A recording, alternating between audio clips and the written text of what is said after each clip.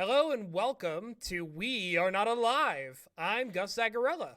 And I'm Meg Chutin, and Merry Christmas to all, and to all a good fight. You can have that one, Dwayne. What a cinematic experience it is to be seeing Dwayne "The Rock" Johnson, not as Black Adam, but as Red One.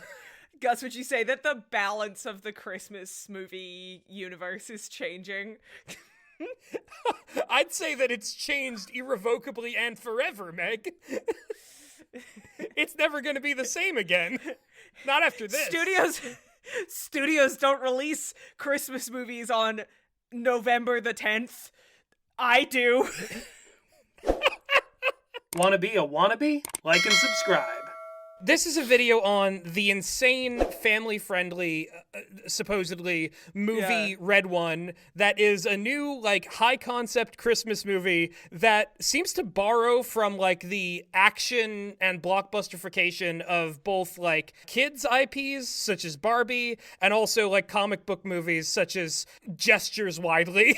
Yeah, just such as all of it, all of it. The hook here is that you've got Dwayne "The Rock" Johnson as an elf, an ELF, which stands for extremely large and formidable. No, it stands for Enforcement, Logistics, and Fortification, but he describes himself as extremely large and formidable. He sure is, and he is dressed in, what appears to be a, holiday-themed Star-Lord Fortnite skin. Yeah, literally like a tactical jumpsuit with gauntlets and sunglasses. This is a silly movie. Deeply silly movie. I love how the new trend is, the visual shorthand for, this ain't your granddad's Santa Claus is, he's wearing a leather jacket. Because it's the same in Violent Night, a movie that I absolutely love. It has become an every year watch for me. But they did the same thing of, David Harbour as fucking Viking Berserker Santa has a leather jacket with fur lining, as opposed to, just fur, the way that it normally is depicted. With J.K. Simmons as Santa, you get, a really, buff, action take on the... I think we finally learned what J.K. stands for. It stands for Jacked Kringle. Jacked Kringle! He's a jacked Kringle. Yeah. It is very weird that it's J.K. Simmons previously has played Santa. And it's funny when you get these characters, when you get these actors who come back to play, the same sort of, public domain archetype in multiple movies that have nothing to do with each other. J.K. Simmons has voiced Santa in the fantastic straight-to-Netflix animated film Klaus. He was the voice of Santa in that, and then he's playing Santa again in this. And the other example that I can think of is the fact that Lucy Punch has played one of Cinderella's ugly stepsisters in, 3 different adaptations of Cinderella that had nothing to do with each other. That's wild. So it's cinematic universe, but completely not. Yeah, it's an accidental cinematic universe. And it's not really an example, but just the fact that Matthew Good plays a vampire character in A Discovery of Witches, and then he also plays, basically Dracula in the movie Abigail. Spoilers for Abigail, but it doesn't matter. If you've seen the trailer for that movie, you know there's vampires in that movie. There's demons, vampires, yeah. So speaking of, supernatural creatures, what is this movie? This movie is a Christmas movie, but set in a universe where supernatural elements are real, and there are organizations that watch over them, and Santa Claus is at the center of some really important and bizarre supernatural wheelings and dealings, and it's up to Dwayne "The Rock" Johnson and a few other people we'll get into to defend him from those who might try to usurp his position or misuse his power. Yeah, so you have the Mythological Oversight Restoration Authority, which is basically the SCP Foundation, or the Men in Black. They will arrest supernatural beings for, breaking the rules and, breaking the masquerade. Yeah, such as the Headless Horseman. So first of all, the reason Henry and I went to go see this is that there were posters for this everywhere, starting, pretty much bang on November 1st. It's aggressively being marketed here for some reason. Henry and I were oh man, that looks terrible. And then Henry, just as a just as you do, he looked up the movie on Wikipedia, and he went on Letterboxd, which is the only social media where you can find Henry. He went on Letterboxd, read the reviews, and he was like, he became kind of obsessed. He was like, I gotta know. Meg, I gotta know. We weren't gonna see it, but then he was like, then recently he got his Australian permanent residency approved. So to celebrate that, he got to pick the movie, and he picked Red One. We thought it was gonna suck, and it is quite bad. It's at that sweet spot. It's on that so bad it's good sweet spot. You know what Red One is, and I think it's especially prescient to bring this up because Henry selected it as the theater going experience. This is a modern day equivalent of what we have coined in the past as dirty crack house children's movies. Yes! It so is. This is gonna be like... This is like Planet 51, yes. Cat in the Hat, G-Force, cats versus dogs. It's also very, Henry and Jasper and I recently watched the League of Extraordinary Gentlemen movie from 2002. That, if you want to see a movie that's like balls to the wall, just like absolutely terrible, that's a good one. That's a great bad movie. And Red One has a similar degree of just like, let's take the public domain and just go bonkers with it. Let's just go bonker nuts. Basically, what we have is this conspiracy plot where everyone is after Santa, and this involves a expert hacker who has been on the naughty list since he was a kid, and he grows up to become a new sleazy bad boy Chris Evans, the best kind of Chris Evans. Yes, I love when Chris Evans plays a dick.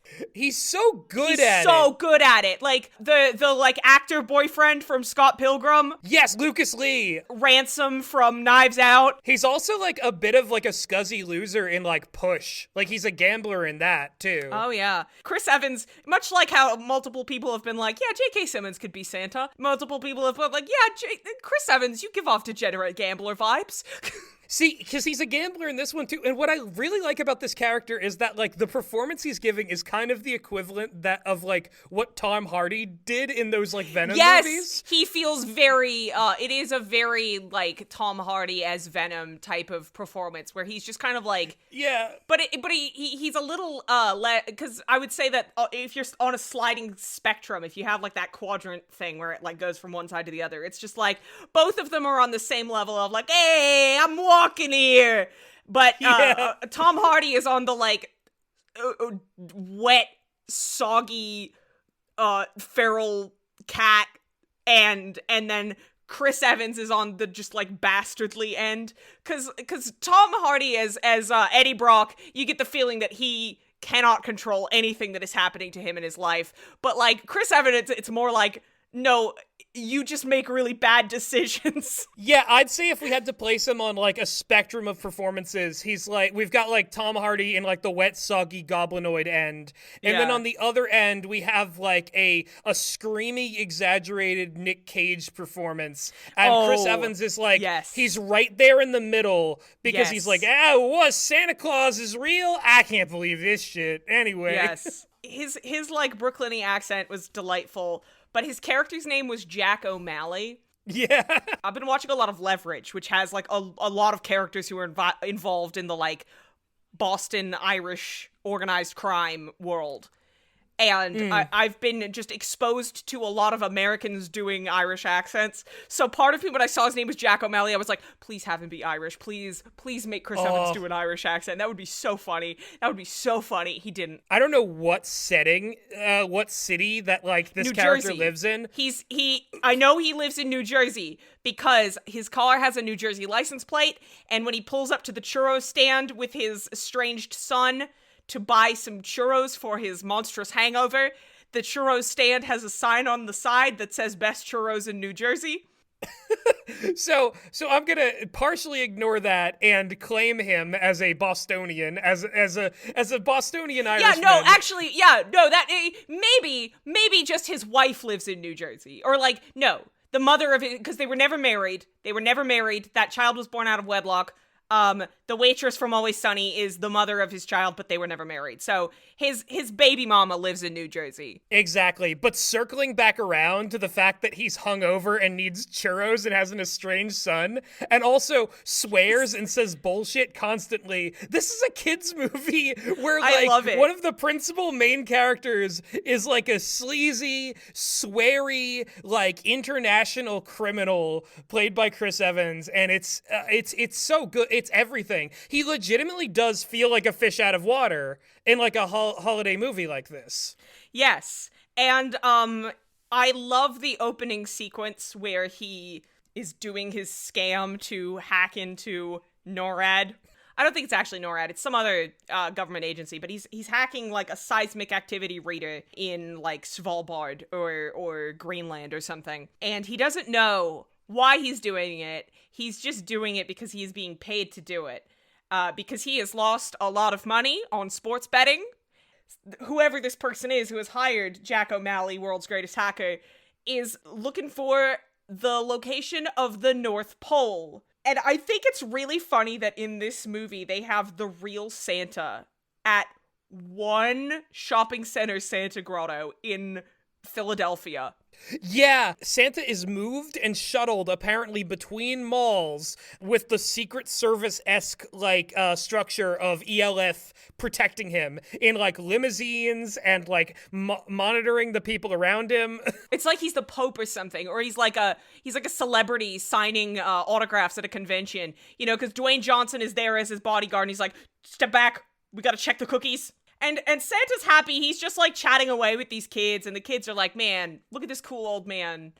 He knows about Vampire Killer 4, the greatest video game ever made. And Santa just remembers this like edgy video game. He remembers everything because he is legitimately magical and powerful. And Yes. it's stated in the lore of this that like nobody else could perform the act that Santa does, which is giving gifts to all over the world. Spreading joy and good cheer as well. That's like giving a religious significance. His ability to spread joy and good cheer and speak to the child within us all. Yeah, he is an elemental force. Yeah, but Dwayne Johnson, whose character by the name is Callum Drift, but it doesn't matter because Dwayne Johnson plays the same character in every movie. His name is The Rock.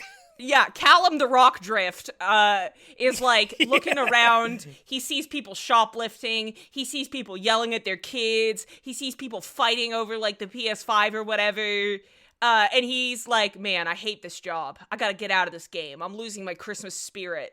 So I'm gonna hand in my resignation. He's gonna quit from being Santa's bodyguard because he can't see the Christmas magic anymore. It's so funny to see a movie about like a guy who's like, I gotta get out of this tough game. I just can't do it anymore, which is usually reserved for like hitmen and soldiers and like mercenaries and other criminals. And instead it's the bodyguard of Santa, leader of the elves in the North Pole, has had enough. He's had enough. Because adults are so mean and inconsiderate. Adults are so mean, and there's no Christmas spirit in the world, and everyone is on the naughty list. It is kind of incredible because it's like, dude, like monitoring whether or not they are like good or bad, that's the naughty list's job. Like, you're here to protect Santa Claus. The point of your job is not to like to have faith in people. If anything, it's to like be wary and suspicious of them. Yes. But then Santa gets taken by like big G-Man car to Philadelphia Airport, which, from my experience, is the worst airport in America. If I was Santa, I would not want to fly out of Philadelphia. I'm just saying. But then he goes to the hangar where they're holding the reindeer. The reindeer I actually really like that the reindeer are not like normal reindeer in this movie. Yeah, they're bizarre supernatural reindeer whose like horns glow gold when they fly. Yeah, they have gold horns. They are gigantic. Like, my Letterboxd review of this movie was something to the effect of Dwayne "The Rock" Johnson is back and he's littler than ever, because everything in this movie is so big that it like Dwayne "The Rock" Johnson looks like he's like 2 apples tall, because he's standing next to these fucking Ice Age megafauna with their beautiful, majestic golden horns that are like 20 feet tall. And he looks like a little baby. I think that's the really bizarre thing, because like his character in many ways is shown next to like giants and monsters, and they beefed up Santa so that they're like almost equivalent in physique, weirdly enough. Definitely not in height though, because obviously J.K. Simmons is not as tall as Dwayne "The Rock" Johnson. No, that's granted, but I think it's just really funny to see like Dwayne "The Rock" Johnson has shrunk, but also Chris Evans, who like was playing like Captain America and doing all these superhuman feats. He has a normal guy body again. Once they let him off the Marvel contract, they let him drink water. I'm so happy for Chris Evans. He's allowed to drink water again. No, I'm legitimately happy for him for that, but also I think it's like really like it's fun and interesting that now he's like sort of like a guile hero who has to like use his wits and like quick thinking to overcome problems, because he does not have like, you know, superhuman physical abilities the way that like Callum "The Rock" Drift does in this. As Henry pointed out, The Rock's commitment to smoldering in every single shot gives him sexual tension with everybody. Folks at home, if you have joined the Patreon, and if you haven't, you should, we covered this book that was a Keanu Reeves and China Mieville collab called The Book of Elsewhere, and the way that The Rock interacts with everybody is the way I imagine Unute, who is the Keanu Reeves, totally not a self-insert character. Very Unute. It's this like, listen, like I'm 1,000 years old and I'm super powerful and I'm above it all, but everything everyone does kind of makes me on edge. Like, yes. It's weird. It's kind of both things at the same time, because he has to be like, I'm aloof and I'm above it all, but ridiculous things are happening, yes. and he has to react to those as well. So you get a very like unintentionally comedic performance out of The Rock. The CGI in this movie, pretty bad. There's a lot of very like Sci-Fi Channel tier green screen effects. The practical effects in this movie are really good.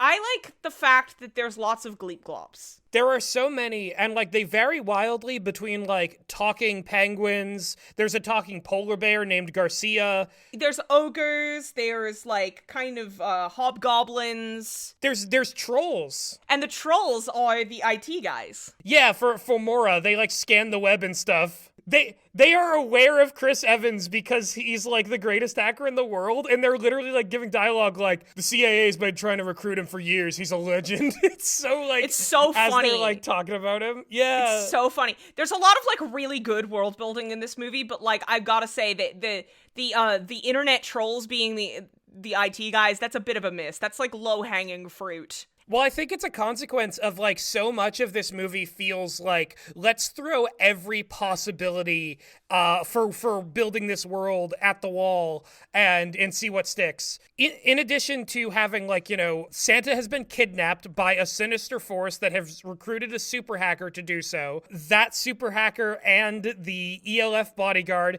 have to team up and go get him back. But also, they have technology that can make toys real by adjusting their reality.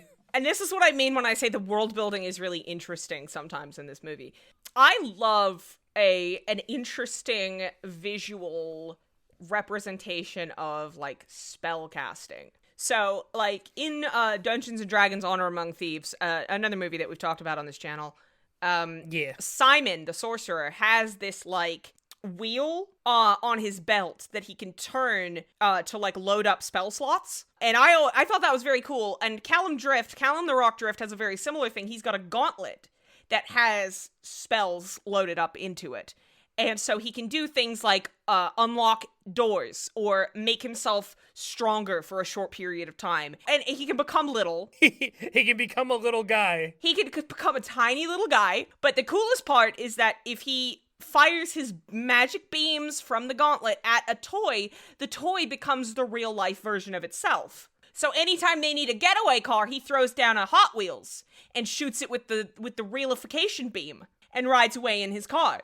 And that's really cool. Yeah, no, it's really sick, and it's also used at this other part where they need to distract some literal hellhounds because they're going to a place where there are hellhounds. Yeah, and he takes like a chicken-shaped keychain into a real chicken that runs around and distracts them. Chris Evans, Jack O'Malley, gets gets black-bagged by Mora because they shoot him with a kind of, like, sleeping beam. He is taken to their facility where he sees the Headless Horseman. He sees the talking polar bear named Garcia. I wish Garcia was in the movie instead of Dwayne The Rock Johnson. I'll say it. I'm gonna be brave and say it. Absolutely, because like the talking polar bear is showcased in so much of the marketing. You would think it would be a bigger part, but it seems like this movie spent so much money on everything that they ran out of the CGI budget. Because the one scene where he's like, where they're interrogating him and Garcia has like Chris Evans in a chokehold, that looks really fake and bad. Chris Evans briefly looks like a cardboard cutout in that scene. And you know what? I think maybe some of the budget for the gigantic sled chase that happened during Santa's kidnapping, some of that with the big avalanche and like The Rock, you know, doing all these stunts throughout the city, maybe some of that could have gone to, I don't know, animating the characters in the movie rather than glorifying The Rock's performance. But I did appreciate that when they have the Headless Horseman, they are doing that classic, you know, everyone's probably done this as a Halloween costume when they were like 7, of like putting a box on your shoulders and like making it look like you've got no head by putting like a box on your shoulders and putting a shirt over that. I appreciate that they did that instead of just like CGIing out the actor's head. Cause, I don't know, there's an aesthetic to the like weirdly high shoulders of headless ghosts in old movies that I very much enjoy. Yeah, I also like the procedure. They're putting the horse away separate from the horseman, and then they're like putting the head into like a freezer. Yes. Like there is like this weird attention to detail when it comes to showing that there is like a process for all of the stuff that Mora and ELF are doing. Yes, and that's like the SCP foundation of it all. Exactly. Like when they recruit Chris Evans to like, you know, go off and find the culprit who kidnapped Santa, they like open up a magic tracker and they reference the fact that like this villain is a conjurer, but they've also detected like abjurations and transmutations throughout this, where they're literally using the D&D schools of magic to describe this. So fun. The other fun thing is that ELF operatives can go anywhere in the world, but only through the staff-only door of a toy store. So they have to go to a toy store, they have to go to the back, they have to open up like the broom closet or the staff break room, and they can walk through that and be in the broom closet or the staff break room of another toy store in whatever country they want to go to. So they go through a toy store in New York City or wherever, or Philly or wherever they are. They go through to go to Aruba. Ah, Aruba, the land of green screen beaches and Nick Kroll. The hackers like tracked the bank account of like his mysterious benefactor to Aruba, and it's Nick Kroll. And this is the line that I'm obsessed with in this movie, where Callum the Rock Drift goes, "Do you see those big guys that he's got as his bodyguards? Those are Zerovian death mercs. What other kind of merc is there?" I mean, I guess there's bodyguards, but then like death mercs. Death mercs. They're here to just murder and kill. Just crushing, just murdering people. It's just really funny that like Nick Kroll is this like, you know, high-rolling criminal. He's got these like Zerovian death mercs. He's working for like supernatural forces, but he's kicking back on this beach where the beach itself and the ocean is clearly green screened in. He's gonna go get those two babes some boba tea.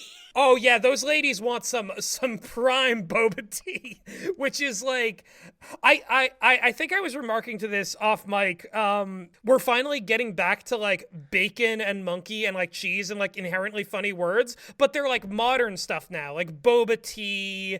Like there's gonna be like this influx of stuff that's like modern concepts that are gonna be used as like stock like funny words. A similar thing that happens in this movie is that there's this recurring background character who is a woman who is like yelling at someone else on the phone about essential oils, and she's there in America, and then she's there again in Germany speaking German but still yelling about essential oils. Yeah, it's so funny when things are things that we know about. Isn't it so funny when white women like an item?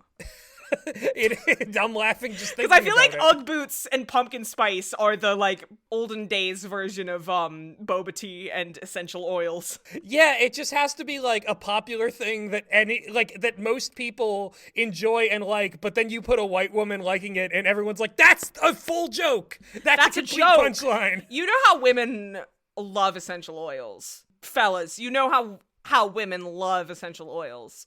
Some might say that they're essential. They are. They're essential to the well-being of any white woman. Now, the next really cool piece of world building comes with Nick Kroll when they're interrogating Nick Kroll. They've beaten up all of his death marks. Many times, The Rock becomes tiny and nutshots a guy. Can we also clarify that this is not Ant-Man tiny? This is, he becomes 3 foot tall. Yeah, he becomes... And then fights them. He doesn't become tiny. He just becomes littler. He goes from 3 feet tall to however tall The Rock is very tall. Big boy. He becomes little man, and then he becomes big boy. And they superglue the Rock back to his big size. Yeah, and that's the thing.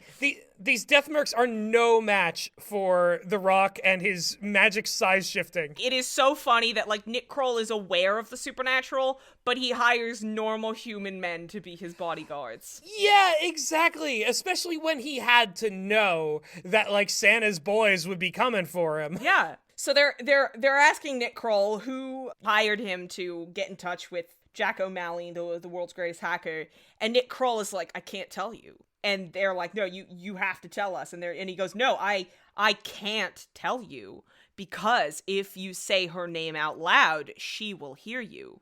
Yeah. That is so cool. And so what he does to get around this is he writes the name on the sand with his finger, Grilla.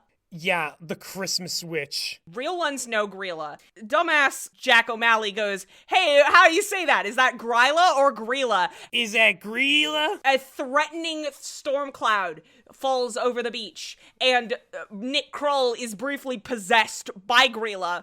And his possessed acting is so much. It's really funny because, like, they could have just kind of played this straight and make it, like, horrific and ominous. But I think because he went, like, way over the top, it gets to be kind of both. It gets to be like, oh, Nick Kroll, what are you doing? But it also gets to be, like, really funny. They turned Nick Kroll's facial animations up to 500% for this scene. Yeah, because you cut to, like, Grilla, like, doing her, you know, talking about, like, my plans. Oh, you don't even know. I'm planning some big things. I got plans and stuff. I'm gonna do what you never could. You cut back to Nick Kroll, and he's just going, like, Warrior of the North, you don't stand a chance against me. Yeah, it's like, it gives It's the just impression, great. it is funny. Just to see Nick Kroll acting so much, too much, Yeah. some might say. But Yeah. it is also just very, it kind of gives the impression that it's like, really, like he's really straining, like maybe the connection is bad for the possession, and Grilla's really gotta strain a little bit. Yeah, I think that's the really funny thing too, because like when Grilla talks, She's just normal facial expressions. exactly, like true to the mythology, like she is like, you know, she does have some monstrous traits and some like ogre qualities that get like shown later on, but like she's just kind of a white woman. She's Like, just some lady. That's just She who is yeah. played by Kieran Shipka of The Chilling Adventures of Sabrina, and also the Blackcoat's daughter, I think, and Longlegs. She's not a stranger to playing like witchy, weird, creepy characters. She is very much like We Have Hell from Thor Ragnarok at home in this movie. A little bit, yeah. Yeah. So after she destroys Nick Kroll, like through just like twisting him in the possession, he passes out, and then what comes to shore in a like creepy ice cream truck are 3 snowmen warriors. Yes, 3 big buff snowmen. Think like bad Mr. Frosty from like Clay Fighter for the N64. Yes. It's like 3 of those. They have like ice knives that can freeze people. When these snowmen rolled up, I'm like, okay, I'm on this movie's level. I'm on its side. I'm willing to let it cook. Let him cook, which Chris Evans does by forcing the snowman headfirst into a hibachi grill. But it doesn't kill him, it just melts his head, because the only way that you can kill a snowman is by taking his carrot nose off. Yeah, which I thought was really funny that, like, Callum the Rock Drift, who has been in the ELF for, like, so many billions of years, did not know this until that fight and figured it out while he was fighting the snowmen. Yeah. Even though he, like, recognized what they were. Maybe in the North Pole they only have nice snowmen. Yeah, I get he's never had to take... He's never had to take a snowman life. Yeah, exactly. God, like, this is, like, aside from the plot of the movie, but, like, do you think Callum the Rock Drift has killed? Do you think he's definitely... murdered? I think he maybe has. I think he's taken lives. Not to bring up Leverage twice in one video. He's kind of like Elliot Spencer from Leverage, or, you know, also kind of like Zorro from One Piece, where it's like you never see him kill anybody on screen because the rating of what the movie is / show. But like, you know, he's killed somebody before. There are mythical beings that have, like, fallen to him. Callum the Rock Drift and the other Mora agents, they're like, damn, because Nick Kroll gets frozen. So, like, he gets frozen, and so I guess he's dead. Oh, no, wait, they do say that they're gonna take him to the big thawing thing. But it's kind of like Willy Wonka. It's kind of like Willy Wonka rules, where it's like, as an adult, you watch them and you're like, he's fucking dead. But like a kid would be like, yeah, someone could come back from that. I believe it. But you watch it as an adult and you're like, nah, he's dead. Exactly. And, like, the line that they use is that, like, by the time they thaw him out, his information isn't going to be useful. Because, like, they need to go now. Because, like, they it's need to go now because Christmas it's Eve. almost Christmas. And I love my favorite thing in, like, kids' Christmas movies is when they treat, like, Santa not delivering the presents as, like, on par with, like, nuclear Armageddon. It's such a serious deal. It's such a big deal. That'll be because Lucy Liu, Lucy Liu, who is like the director of Mora, she goes, I'm going to have to call all of the world's presidents and prime ministers and kings to let them know that there's a possibility that this might be a year without a Christmas. And that always makes me laugh, because it's like, in this universe where all Christmas mythology and like all winter holiday mythology is real. It's all of the holiday characters and all of the mythical creatures and all of the fairy tale stuff is real, right? Okay, we're taking that as granted. All right. Santa would only be delivering to houses that celebrate Christmas, number one. Only the percentage of those houses that have children in the household, number two. And also, a lot of Christian countries don't have Santa Claus. They have somebody else deliver the presents, whether it's La Befana or the Three Wise Men or the Christkindl. So Santa's job is not as like, he's like movies made by American Christmas celebrators picture Santa as this like being that is holding the world's joy and goodwill on his shoulders like Atlas holding up the earth, when in reality there are, like, people in other sectors of the world that are doing the same job as Santa. I think that's legit, and I think that's real, but I'm gonna give this movie some credit because of the deep-cut mythological references it pulls out. Yes. The idea that Santa might be a composite character, and the other reason I'm gonna give it some credit is that Dwayne "The Rock" Johnson spits out, like, some game theory math on, like, how many houses they visit worldwide. He's like, you don't understand. He sees you when you're sleeping. He knows when you're awake. He knows if you've been bad or good. You know, he's like basically like saying the lyrics to whatever that song is called. Santa Claus is coming to town. Yeah. Which always makes me think of this video of my sister's nephew from when he was like little, where he is trying to sing Santa Claus is coming to town, but he doesn't know the words. So he's making a list, gonna find out if naughty or good. That's excellent. Yeah. And in my mind, that's how the song goes now, because my little cousin sang it that way. But yeah, so that's the thing, is that like they do like, really emphasize the fact that like this is a job that they have calculated down to like the wire. In factoring back to like Lucy Liu and Mora like contacting everybody around the world, you do get this like bizarre detail that apparently like everybody is in on this like keeping the veil between like holiday and mythology characters and like the normal world. Like earlier in the film when they found the reindeer, there was like a hangar full of like jets. Yeah, he has and his stuff, own private hangar at Philadelphia Airport. which to me, I think like that did scream that's a little bit of like that like Air Force CIA like subsidies, because like a lot of movies get those when they like show the military in a positive light, or that the heroes are aligned with the military in some way. Yeah, you're right. But like it's also just this buck wild idea that like all these world governments like know about Santa, but they have this like non-aggression pact with him where they're like, listen, like Christmas has to go off every year or there will be pandemonium. Like we have to, like, despite all of our differences, we have to make sure that Santa gets there around the world. Otherwise, nuclear winter, basically. Yeah, that's the funniest thing about Christmas movies to me. So they're like, damn it, we've lost our one lead. How are we gonna track her? She's untraceable. She's magical. She doesn't have like a phone that would. No, Jack O'Malley is like, well, if I was tracking a normal criminal, I'd be thinking, where would they be pinging phone towers? Where would their credit card be being charged? And then that gives them the idea to track, what do they call it? Like unauthorized magical discharge. And so they track the only use of conjuration that they have seen is in the Black Forest of Germany.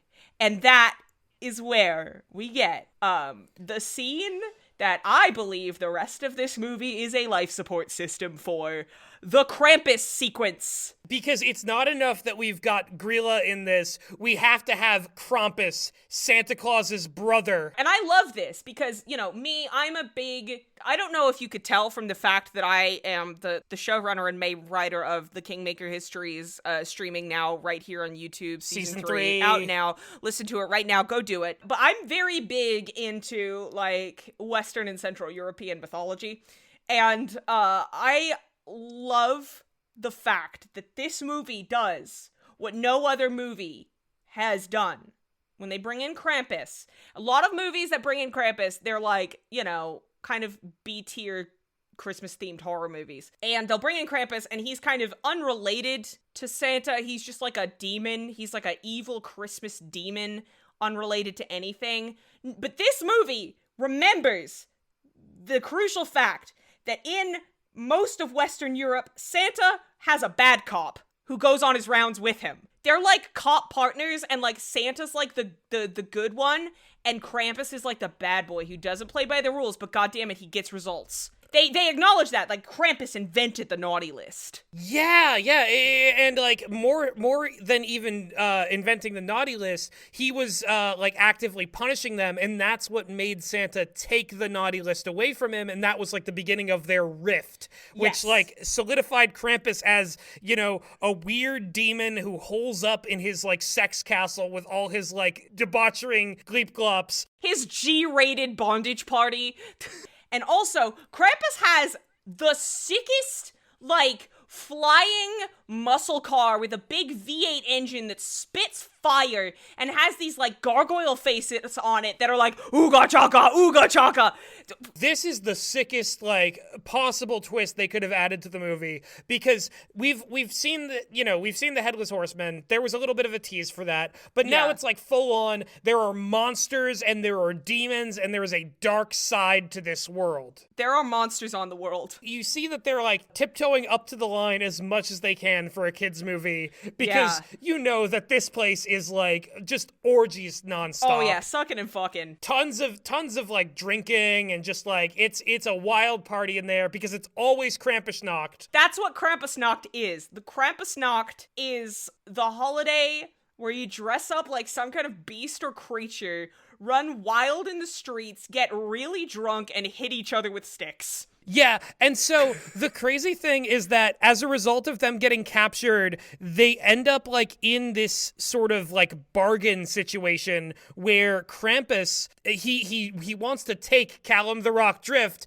and have him stay there in the palace forever, which really implies that he's like just like inducting him into all the debauchery against his will. Into the Impact Play Club. So Jack O'Malley comes up with this idea where he's like, "Oh, I love to bet on games. I'm a gambling man, and I sense that you are as well. I'm a degenerate gambler. I'm a degenerate gambler. Hey, whatever. I love my son. I gotta save Christmas. I gotta save Christmas for my little baby boy. I gotta get off the naughty list." So he basically makes a bet with Krampus that Callum the Rock Drift will be able to slap the shit out of him.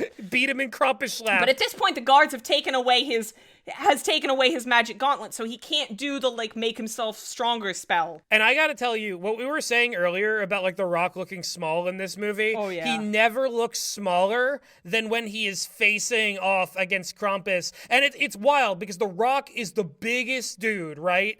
But the way that they built Krampus and the, like, monster prosthetics they put on him... Gus, why did they make Krampus so hot? Well, I know why, and it's because Krampus has always been PG-rated, family-acceptable sex symbol, because there are so many, like, vintage postcards that are just, like, women kissing Krampus under the mistletoe. Part of the canonical Krampus lore is that he pulls like crazy, so that's obviously why they made him hot. I kept thinking... If Disney weren't filthy, rotten cowards, this is what the Beast would have looked like in the Beauty and the Beast live action movie. If they weren't cowards, they would have made Dan Stevens look like that. No question, like, you gotta have, like, a hairy, like, wild, mythological man. And I'll tell you one thing, if they put, like, Rory Kinnear in Rory Kinnear's Men in this getup when he was, like, became his, like, wild man, like, side identity. That would have been sick. That would have slapped. That would have been a much better movie, marginally. Would have improved that movie. This whole section, and especially Krampus himself, he is so formidable. Would you say that he's extremely large and formidable? I would say that he is EELF. He is extremely, extremely large and formidable. In D&D terms, he's larger than large, roughly huge, you might say. And he is absolutely there for the monster fuckers, like, you were alluding to. And he himself is a monster fucker because Grilla is his ex-girlfriend. That's right. And he's like, man, I was so into her when she was a 20-foot tall kaiju with two tails. You could just imagine that beyond the bounds of what this movie's age rating can allow, that would have been a rollicking good relationship in many ways. So, Jack pickpockets the gauntlet from the guard and tosses it to Callum Drift just as he's about to enter the second round of Krampus Schlop. He slops the shit out of him. He does, and then he makes two Rock'em Sock'em robots become big. Yeah! That's another good use of the making toys real. I was so hyped to see the Rock'em Sock'em robots. Like, yes. Because the last time I think they had any movie appearance was, barring any, like, dumb background scene in Ready Player One. I'm sorry, I don't remember that movie well. But I do know that there were some quarrelsome Rock'em Sock'em robots in one of the Toy Story movies, and I thought that was funny and charming. Yes. I also love that they are here. The best thing about this movie's world building is that they find interesting uses for all of sort of fantasy stuff. Can we also talk about the fact that, like, in addition to, like, the toys that we see come to life, Chris Evans, on multiple occasions asks... Yeah, he's trying to get his hands on a Wonder Woman action figure. Can we make that Wonder Woman action figure real? And to which Callum the Rock Drift is like, it doesn't work like that. I love it. Good. Good. So, Grilla... they were talking about Grilla, so she's been able to eavesdrop on their conversation. Whenever you say her name, she can eavesdrop on your conversation for as long as you're talking about her. So she is able to track down Jack O'Malley's son, who is himself on the naughty list, and trap him in a snow globe. Yeah, because this is when we reveal the master plan, is that she took a magical artifact from Krampus, basically like got it back from him, and she is using North Pole technology to mass produce these things, and they trap and punish the naughty. And if they're mass produced, there can be enough for every single person on the list. And when everyone's not naughty, no one will be naughty. Thanos. No one won't. Don't. Perfectly Yeah, balanced exactly. something. Perfectly nice, as all things should be. So just thinking, like, Grilla being like, and the world will be nicer. She does say, at one point, nicer in the exact way that Weiss Schnee says it in Ruby, and I lost it. That's so funny. Oh my god. Talk about a white woman. The white woman. Yeah, white woman jump scare. So she's taken over the North Pole. They find out that Santa actually never left the North Pole, and that everyone has been replaced by the Yule Lads, who are all shapeshifters. Basically, they look like pirates to me, and they're wearing snow camo tactical gear, and they all have, like, face tattoos. I really wish that they would have done this. I know it would have ruined the movie, but I wish she would have named some of the Yule Lads by their names. Because they have the dumbest names ever. Their names are like Spoon Licker, Yogurt Stealer, Sausage Swiper, Window Peeper. You know, they all have just like stupid names. And I think it would have been really funny. Because like all the Yule Lads are like, yeah, we're on it, Mom. Got it, Mom. But it would be really funny if she was like, you, fart sniffer. You know? I really like how, like, Germanic and Eastern European demons so often are just, like, they have the one weird thing they do. Yeah, this is just his thing that he does, and we hate him for it. If you're not a good boy, he'll do it to you. And I also really wish that she had her giant man-eating cat. Then it would have been really Thor Ragnarok with the I think maybe they would have been like, no, we're dancing too close to the line. We're flying close to the sun. Yeah. So she's like got Santa in an orb that's plugged into this replicator machine that's printing out all of these snow globes. And Jack gets caught in a snow globe because he's like, I gotta take him out from the inside. So he and his son are next to each other in snow globes, and they apologize to each other, which makes them not naughty anymore. So the snow globes explode and they're free now. My thinking on this was probably that, like, the snow globes are like, they trap you at a set level of naughtiness. Yes. And then when it increases even a little bit, then you're free. Because, like, he was Chris Evans' character was a level 4 naughty lister. Yeah, he was a level 4. So he's done international crime and stuff. I don't think he's completely off the list, but I do think that, like, that act at least, like, freed him. Yeah, being a deadbeat dad is what pushed him into being a level 4. All those other crimes, that's only level 3. Deadbeat dad is level 4. And I guess also, like, helping to save Santa probably brings it down a little bit, too. I think, honestly, Chris Evans' character, he has the most clear arc throughout this. The movie kind of begins with him. Like, yeah. I'd say that, like, in many ways, his performance and his character arc is, like, the heart of this movie. Obviously, The Rock was like, no, it's my production company. I have to smolder in every scene. Yeah, the rocked all over this. The people will not watch this movie if my eyebrows are not in it. That bit of potential logic with, like, you know, them breaking out of the thing and concluding the character arc, that's great. The take over the North Pole, it's really, like, cool on paper.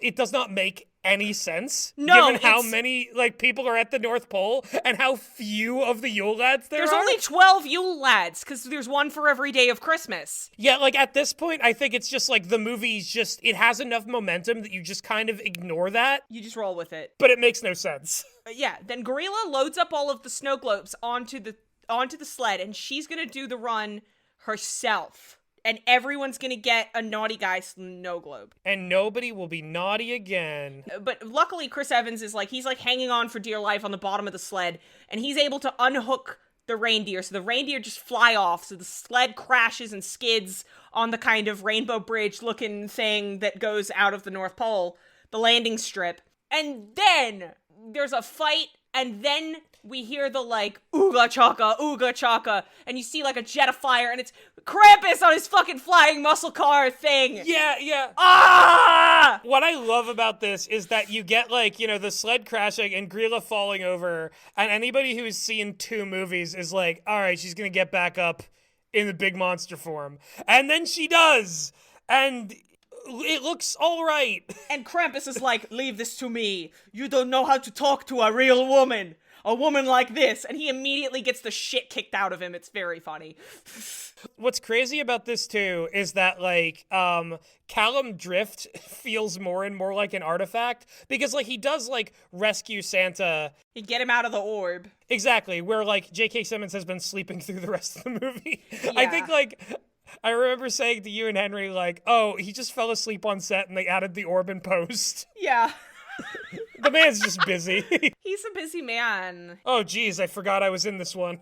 Sorry. Yeah, so Gus. What? What is Santa saying when he summons the reindeer? He goes, hula hula hula, boola boola boola. Yeah, he might as well. Because it's just like he has this thing that he yells earlier in the movie to get the reindeer to go. And I'm just like, what is he saying? This is what I'm wishing that like movies in cinema had subtitles, because he just kind of yells incoherently. He's like, "Habba!" And then that comes back, and I'm like, I still don't understand him. Exactly. Santa uses this magic word to make the reindeer do like a you know, a combo attack on Grilla and utterly knock her into the snow globes, and somehow this causes all the snow globes to fuse into one thing, and she gets like Jack Horner absorbed by the magic. She becomes tiny, and she goes in the snow globe. Which I think is really funny because, like, between this and, like, Super Mario Brothers, make villain tiny and keep them in jar, really making a comeback these days. Yeah, it's a real stock ending for, like, a kid's movie villain. Yeah, because, it's either fall down big hole, never to be seen again, or shrink down and, like, now they'll never hurt anyone, and they'll be in this jar. And, it ends with Jack O'Malley and his son getting to go on the route with Santa and see him deliver all the presents. And Santa does a lot of parkour where he becomes very tiny and goes into the chimneys. Yeah, see, I gotta say, like, the build-up throughout this entire movie to, like, only Santa can do this, and all the technology we saw, and all the, like, preparation and how much it's built up, in this last sequence, you actually kind of believe it. You believe the hype. You believe that Santa could accomplish this. There is, like, a gigantic, like, helicarrier fucking Zeppelin thing that reloads the presents onto in these big, like, canisters. This is the most, like, efficient and thought out, like, Santa delivering presents that I've ever seen in a piece of media. It feels like a victory lap for a movie that has frankly, like, earned it by going this far into what it is. And then the last kind of beat of the movie is that Callum decides that he's not going to quit after all, because he looks over at Jack and he sees, like, the child Jack from the very beginning of the movie. He can see the child within. His Christmas spirit, it's back, baby. Yeah. Jack goes, did we just save Christmas? Chris Evans, I'm going to kill you. The Rock's like, yeah, I think we did. I think they fly now, Gus. They fly now. Anyway, I find it funny that this movie is, like, losing so much money. Oh, more $1 billion. Yeah, you might say. It's lost on more $1 billion. Like, $7 is Dwayne Johnson's production company, but it's also the amount of money that Dwayne Johnson will have in his bank account after this movie closes in theaters. And I think it goes to show that, like, The Rock is kind of box office poison at the moment. This is a perfectly serviceable, like, whimsical, kid-friendly Die Hard, but it's a Christmas. But it's even more Christmas than Die Hard. I know Die Hard's a Christmas movie, shut up. But it's a perfectly serviceable, like, family-friendly, whimsical Die Hard-like. But I genuinely think that people aren't going to see it because, A, it opened so ridiculously early in November. By the time people are actually going to want to start watching Christmas movies, they're going to be so sick of the ads for this that they're going to be like, oh, anything but Red One. But also, I think people are seeing the poster for Red One and being like, I have had enough of The Rock. Of Dwayne The Rock Johnson. Dwayne The Rock Johnson is the worst part of this movie. I 100% agree. Yeah. And as I was watching it, I, like, felt so strongly that, like, this script and this, like, the way that the concept is executed is so strong for what this is, which is a silly, high-concept Christmas movie that straddles the line between being for kids but also being an exciting, like, thriller parody for adults. It's something that has not been done before like this. And in many ways, I can see why this script sold, and I also feel it almost reminds me of, like, the high concept days of Hollywood. Yeah. Like, it feels extremely 90s of like, let's get an ex-wrestler to be in a Christmas movie and we'll make it, like, an action movie. I think that, like, this had the potential to be another, like, to fill the same niche as something like Elf. Maybe